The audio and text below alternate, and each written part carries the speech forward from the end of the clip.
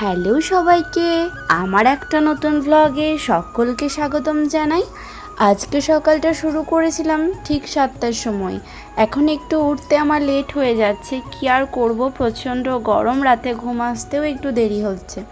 তো সকালবেলায় উঠে ব্রাশ ট্রাশ করে নিয়ে বসে গেছিলাম পড়তে। আর আজকে হলো রবিবার, আজকে এমনিতেই আমার কোনো টিউশন থাকে না। তো বাজার থেকে কত কি সবজি নিয়ে এসেছিলো সেগুলোই দেখছিলাম। আর মা আজকে খুব তাড়া দিচ্ছিল স্নান করার জন্য, কারণ আজকে আমি উঠতে খুব লেট করেছি, আবার পড়তে বসতেও একটু দেরি হয়ে গেছে, তাই বলছিল আজকে তাড়াতাড়ি গিয়ে স্নান করে নে। কিন্তু বাজার দোকান সব এসছে, এগুলো একটু ঘরে গুছিয়ে রাখতে তো আমাকেই হয়, কারণ বাবা তো কাজে ব্যস্ত থাকে। তো যাই হোক, আমি বিছানাটা একটু পরিষ্কার করে নিচ্ছিলাম, কারণ বিছানার মধ্যে আমি পড়া করি আর সেখানে আমার বই খাতাগুলো এদিক ওদিক হয়ে থাকে। তো মা বলছে আর কত কাজ করবি, এবার যাও পড়ে গিয়ে স্নান করে নে আর ওপরটা একটু গুছিয়ে দে। তো মাকে আমি বলছিলাম হ্যাঁ যাব।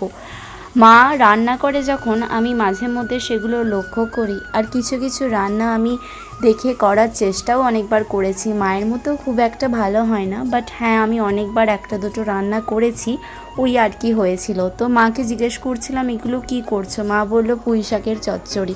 আমি বললাম আজকে তুমি একটা স্পেশাল মেনু করবে, আবার পুঁই শাকের চচ্চড়ি?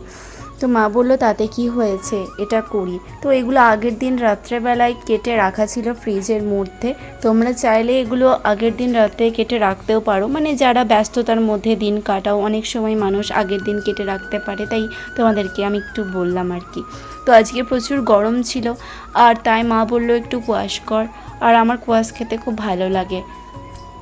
তো মায়ের জন্য আমার জন্য দুজনের জন্যই করছিলাম। আর মা খুব কাজ করছিল, তাই ব্যস্ত হয়ে গেছিলো বলে মায়ের কিন্তু এসব করার সময় ছিল না, এমনিতেই থাকে না। তো আমি করলাম নিজের জন্য, মায়ের জন্য।